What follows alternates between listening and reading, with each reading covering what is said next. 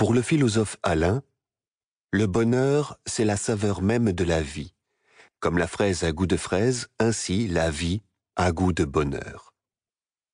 Paradoxalement, ces lignes sont extraites d'un propos rédigé à l'occasion d'un suicide, car pour le même auteur, le bonheur n'est jamais immédiatement donné, mais doit toujours être conquis. Il faut vouloir être heureux et y mettre du sien. Mais cela ne signifie pas se lancer dans une recherche spécifique et éperdue du bonheur, car dès qu'un homme cherche le bonheur, il est condamné à ne pas le trouver. En revanche, le bonheur est une récompense qui vient à ceux qui ne l'ont pas cherché. Double paradoxe. Alors que le bonheur est comme une dimension naturelle de la vie, il n'est jamais donné. Il doit donc être conquis, mais il est vain de vouloir le conquérir directement. Le très beau texte que Valois-Robichaud a écrit pour le plus grand bonheur de ses lecteurs nous installe au cœur de ce double paradoxe et nous permet d'en entrevoir l'issue.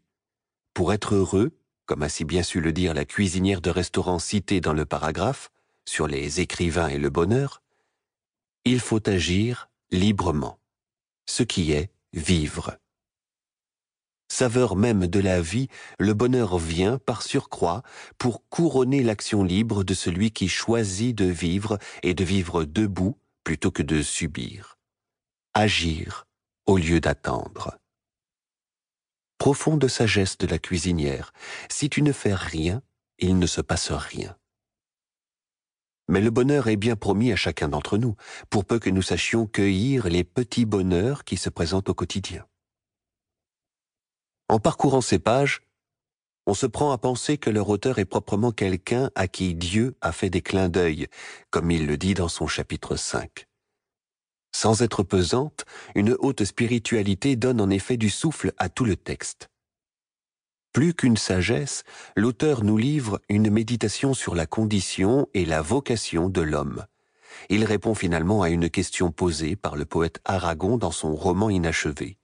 Est-ce ainsi que les hommes vivent? Valois-Robichaud nous dit, comme en passant, et sans s'appesantir, sans aucune grandiloquence, ce que signifie vivre pour un être humain qui veut être heureux.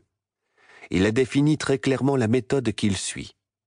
Emprunter à la science, à la philosophie et à la psychologie des éléments de nature à nourrir sa réflexion sur le bonheur. Mais il nous semble que son texte est d'abord et essentiellement nourri par sa propre expérience et par les rencontres avec les autres dont il sait si bien montrer ce que chacune lui a apporté pour une meilleure connaissance du sens de la vie. Le plus remarquable est sans doute que cette connaissance n'a rien d'abstrait. 3 mots pourraient en effet caractériser cet ouvrage: authenticité, simplicité, vérité. Nous rencontrons une personne, l'auteur, qui se livre dans l'authenticité de son être, de ses pensées, de ses certitudes comme de ses doutes, mais sans aucun exhibitionnisme et en toute simplicité. Comme quelqu'un qui, le soir, à l'auberge, nous parlerait de sa vie. Simplicité d'un discours limpide, qui sait dire les choses clairement, mais sans jamais tomber dans la trivialité ou dans les faiblesses d'une langue qui serait mal tenue.